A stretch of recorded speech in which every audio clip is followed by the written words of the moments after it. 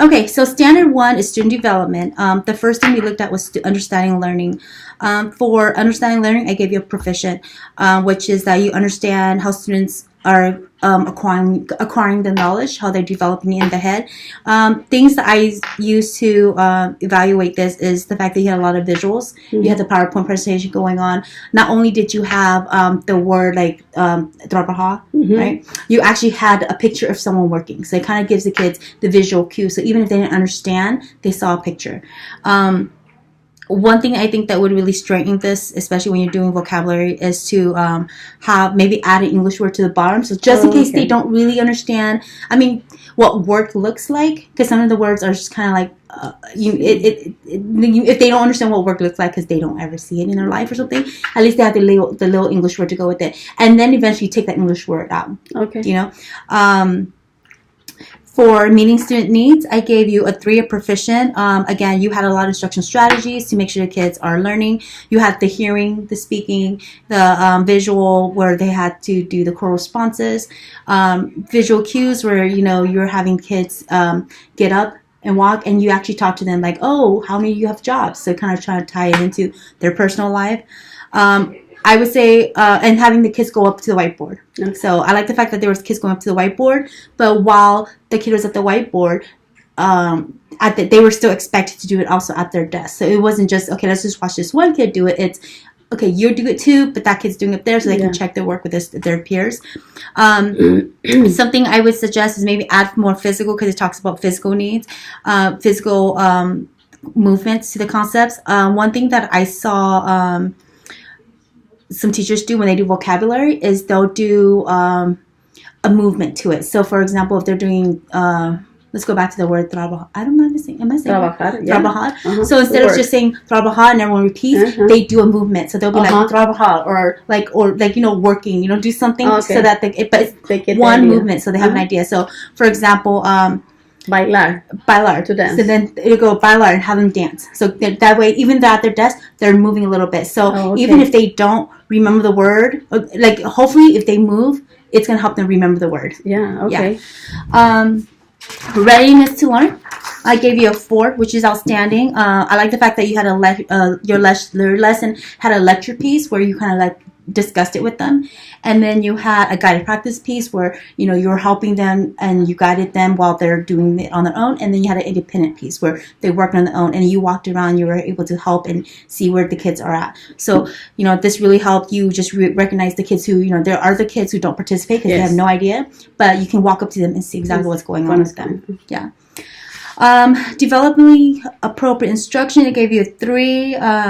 I like the fact that you had kids working in groups. You had them working in the whiteboard, so what's expected of them. You had various ways of instruction. So you did a lot of different things versus just, you know, teaching and, here I'm telling, like, it wasn't just one thing. It was a lot of different things. So you were able to meet their needs, especially in 5th grade. They get very antsy, so that you were able to, like, talk to them about that.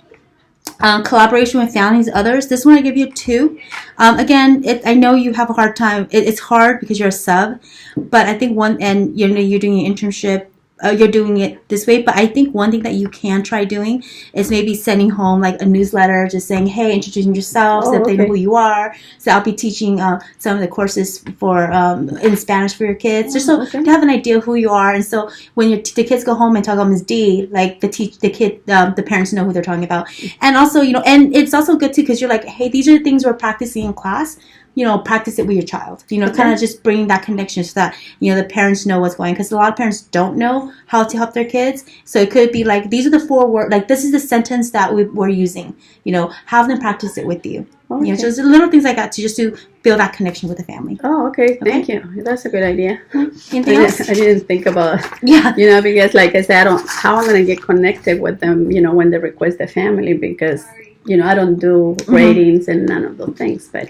So standard 2 is about learning differences. This is how does the candidate use knowledge about differences and diverse culture to develop inclusive learning environments to support all students and meeting the high standards. So I think this is a lot of it is just meeting the needs of the students, and you kind of do that already. So just kind of keep it up where, one thing I would add to this is one thing that we do here, and I like the teachers doing, is to cold call, which means you call on a student even if they don't raise their hand, because most of the time, those are the ones that really need the extra help. And then you just wait on them to give you an answer. And that could be, and this one thing I also do is, if I call on student A and they don't know the answer, but I know that student B raised their hand, so I'll go, okay, student B, what's the answer? And they'll give me the answer. I'll go back to student A and go, okay, tell me what the answer is now, because they already heard it, so now they have to just repeat it. So that way you know that, yeah, it had that, at least they, like, even if they don't know the answer, they hear the answer, so now they can just repeat the answer. But then, and then you can get the kids who, like, sometimes you do that and student A just checks out again, and then you're like, no, you have to say it again. Student B, say it again. And they'll say it again, and then student A has to say it again. So what you want to do is you want them to actually say the words out of their mouth. All right, so that's the next standard.